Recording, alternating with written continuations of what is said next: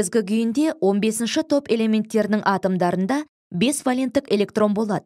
Олардың екеуі S деңгейшесінде және үшеуі P деңгейшесінде орналасады. Сондықтан олар 3 электрон қабылдап, өзінің тотығу дәрежесі -3-ке тең болатын қосылыстар түзе алады. Сондай-ақ олар электр терістілігі жоғарылау элементтермен реакцияға түсіп, тотығу дәрежесі +5-ке дейінгі оң тотығу дәрежелерін көрсете алады.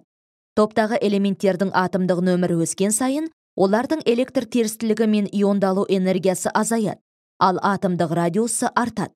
Азот пен фосфор бейметалдар. Мышьяк пен сурьма металдардың да бейметалдардың да қасиеттеріне ие, ал висмут типтік металл болып табылады. Ағзалардың аздаған тобы, мысалы, бұршақ тұқымдастарымен селбесіп тіршілік ететін бактериялар ғана атмосфералық азотты сіңіре алады.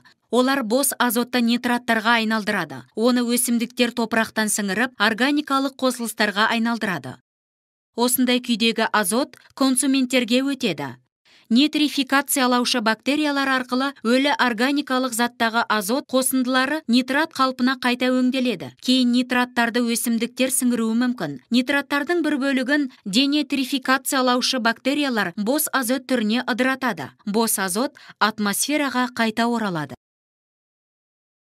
Азоттың конденсация температурасы мен қайнау температурасы Цельсий бойынша -196 градусқа тең. Сол себепті сұйық азот өте төмен температураларды қажет ететін тәжірибелерде хладагент ретінде қолданылады. Сұйық азот сондай-ақ, мысалы, сүйел секілді тері проблемаларын қатыру әдісі арқылы емдеу кезінде медицинада да пайдаланылады. Сұйық азоттың көмегімен алынатын Цельсий бойынша -100 және -160 градус төмен температуралар криотерапия үшін арнайы камераларда қолданылады. Осындай камерада аз уақыт аралығында болу денені ынталандырады және осылайша кейбір ауруларды емдеуде көмектеседі.